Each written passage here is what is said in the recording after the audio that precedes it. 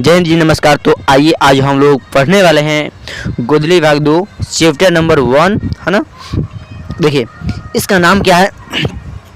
गोदली जो आपका बुक है, गोदली बुक में आपका 2 खंड है ना। पहला खंड का नाम क्या है, गद्य खंड, और दूसरा खंड का नाम क्या है, काव्य खंड, है ना।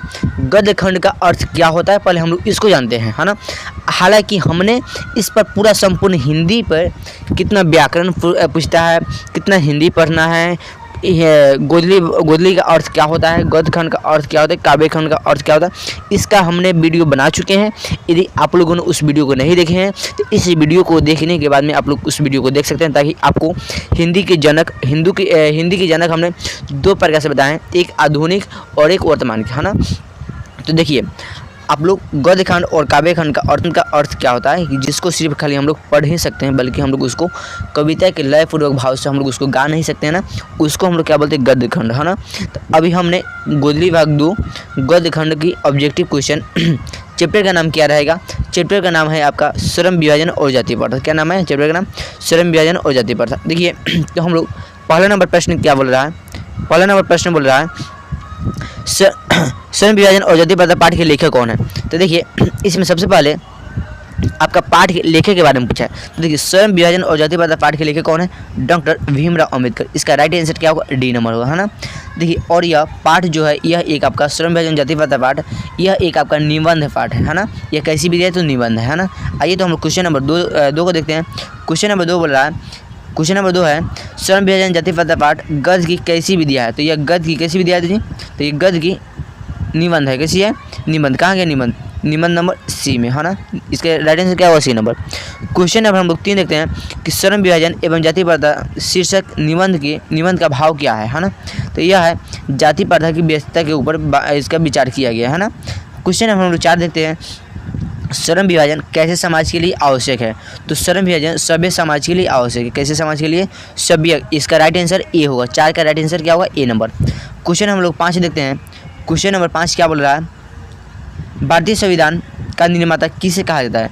यानी इसके कहने का मतलब यह है कि भारतीय संविधान का जो निर्माता है, जो इसका निर्माण करने वाले हैं, यह कौन है ना। तो ये देखते हैं हम लोग, क्योंकि इस पार्ट का हीरो कौन है, तो इस पार्ट का हीरो है डॉक्टर भीमराव अंबेडकर। तो इसका राइट आंसर भी क्या होगा, डॉक्टर भीमराव अंबेडकर ही होगा, है ना। यानी 5 का राइट आंसर क्या होगा, सी नंबर। क्वेश्चन नंबर हम लोग 6 देखते हैं। क्वेश्चन नंबर 6 क्या बोल रहा है कि डॉक्टर भीमराव अंबेडकर ने किस प्रथा को आर्थिक पहलू से भी खतरनाक प्रथा माना है। तो यानी डॉक्टर भीमराव अंबेडकर ने जाति प्रथा को आर्थिक पहलू से भी क्या है, खतरनाक प्रथा माने। तो इसका राइट आंसर क्या होगा, डी नंबर होगा, यहाँ है ना। यहाँ पर जाति प्रथा को क्या होगा, डी नंबर में जाति प्रथा, है ना। आइए क्वेश्चन नंबर हम लोग अब 7 नंबर देखते हैं। क्वेश्चन नंबर 7 क्या बोल रहा है, क्वेश्चन नंबर 7 बोल रहा है डॉक्टर भीमराव अंबेडकर का जन्म कैसे परिवार में हुआ था, है ना। यानी वह किस प्रकार के परिवार में उनका जन्म हुआ था। तो वह कोई ब्राह्मण परिवार नहीं था, क्षत्रिय परिवार भी नहीं था, वह एक दलित परिवार के थे। कैसे थे, दलित परिवार से पढ़कर आज वह हिंदी की दुनिया में बहुत ज़्यादा अमर हो चुके हैं। तो हम लोग क्या है जी, यानी उसका पूरा किस्से कहानी सुनिएगा ना, तो उसको बहुत ज़्यादा आपको दिल में दर्द आएगा ना। वो बहुत कष्टों से जी पढ़ाई का अध्ययन किया है ना, इसलिए आप लोग को अभी हम लोग के समय में बहुत कुछ ही सुविधा है ना। तो अभी हम लोग को बहुत अच्छे से पढ़ना चाहिए, है ना। देखिए तो क्वेश्चन नंबर 8 क्या बोल रहा है, डॉक्टर भीमराव अंबेडकर के प्रेरणा स्रोत रहे हैं। यानी इनको किन किन व्यक्तियों से प्रेरणा मिले, है ना। तो बुद्ध से मिले हैं, कबीर से मिले हैं, ज्योतिबा फुले से मिले, यानी उपयुक्त इनमें से क्या हुआ, सभी। यानी डॉक्टर भीमराव अंबेडकर के प्रेरणा स्रोत व्यक्ति कौन है, तो यानी बुद्ध, कबीर, ज्योतिबा फुले, यानी उपयुक्त नंबर क्या हुआ, डी। यानी इसका राइट आंसर क्या हुआ, डी नंबर होगा। क्वेश्चन हम लोग 9 देखते हैं। क्वेश्चन नंबर 9 क्या बोला कि डॉक्टर भीमराव अंबेडकर ने भारत की बेरोजगारी के प्रमुख एवं प्रत्यक्ष कारण किसे माने हैं। तो देखिए 9 नंबर का राइट आंसर क्या होगा, जाति प्रथा को, ना, कि जाति के अनुसार प्रथा का माने उसको विभाजन करना। क्वेश्चन नंबर 10 है डॉक्टर भीमराव अंबेडकर के अनुसार भाईचारे का वास्तविक रूप क्या है। यानी ये कह रहे हैं, देखिए डॉक्टर भीमराव अंबेडकर के अनुसार भाईचारे का वास्तविक रूप कैसा हो सकता है। तो इसका राइट आंसर क्या होगा, बी नंबर, जो क्या बोल रहा है कि दूध और पानी के मिश्रण। जैसे दूध में यदि हम पानी को फेंट देते हैं तो दूध यानी पानी को अपना वास्तविक रूप धारण करवा लेता है और उसको अपना ही कीमत में बेचने के लिए पूरा पर्याप्त बैलेंस हो जाते हैं, है ना। ठीक उसी प्रकार तो बोल रहा है कि भाईचारा भी हम लोग का कैसा होना चाहिए, तो दूध और पानी के मिश्रण की तरह ही, है ना। क्वेश्चन हम लोग 11 देखते हैं। क्वेश्चन नंबर 11 क्या बोल रहा है कि डॉक्टर भीमराव बाबा साहेब भीमराव अम्बेडकर का जन्म कब हुआ था? तो देखिए बाबा साहब भीमराव अम्बेडकर का जन्म है 14 अप्रैल 1891 ईस्वी में। कब हुआ था? 14 अप्रैल 1891 ईस्वी में हुआ था, है ना। क्वेश्चन हम लोग 12 देखेंगे। क्वेश्चन नंबर 12 क्या बोला कि बाबा साहब भीमराव अम्बेडकर का जन्म किस परिवार में किस राज्य में है, किस राज्य में हुआ था? तो बाबा साहब भीमराव अम्बेडकर का जन्म कहाँ? मध्य प्रदेश, है ना। यानी गाँव का नाम क्या रहेगा? महू और राज्य का नाम क्या है? मध्य प्रदेश, है ना। तो डॉक्टर भीमराव अम्बेडकर का जन्म किस राज्य में हुआ था? यानी मध्य प्रदेश, है ना। अब हम लोग क्वेश्चन नंबर 13 देखते हैं। तो क्वेश्चन नंबर 13 क्या बोला है? तो क्वेश्चन नंबर 13 को ला लेते हैं पहले। देखिए क्वेश्चन नंबर 13 आपका आ चुका है और आप लोग पूरा अच्छे से तैयारी कीजिए, है ना। देखिए क्वेश्चन नंबर 13 बोल रहा है कि बाबा साहब के अनुसार आदर्श समाज कैसा होना चाहिए, है ना। यानी बाबा साहब के अनुसार है वह हम लोग का आदर्श समाज समता पर आधारित, यानी सभी को समान भाव से रहना चाहिए, है ना। बंधुत्व माने सब कोई अपने शाखा की तरह रहे, है ना। मित्र की तरह सबकी समान भाव हो और सब कोई क्या रहे? स्वतंत्र रहे, है ना। माने कोई किसी पर का वश में ना रहे, है ना। देखिए तो यानी इसका कथन नंबर क्या होगा? डी नंबर होगा। तो बाबा साहब के अनुसार आदर्श समाज कैसा होना चाहिए?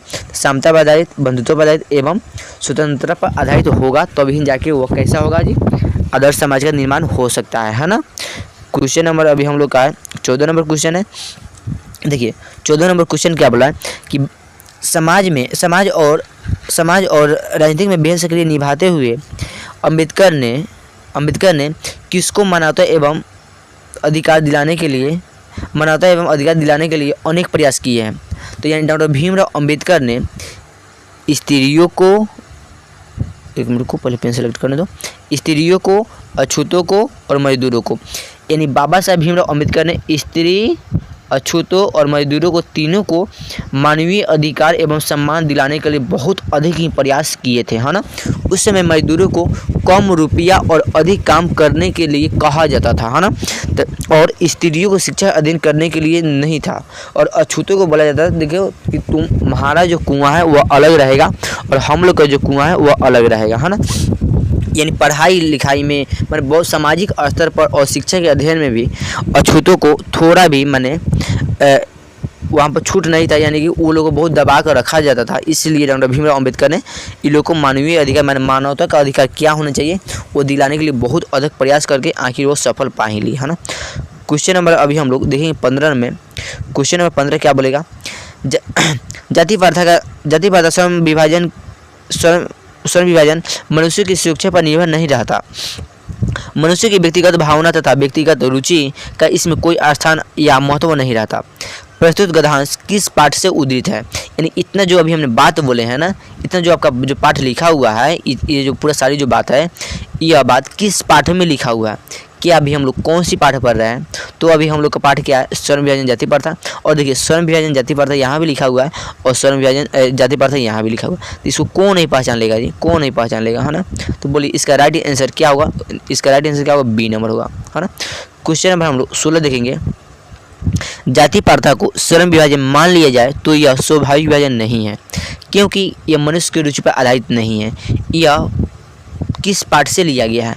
इतना बात किस पाठ से में कहा गया है?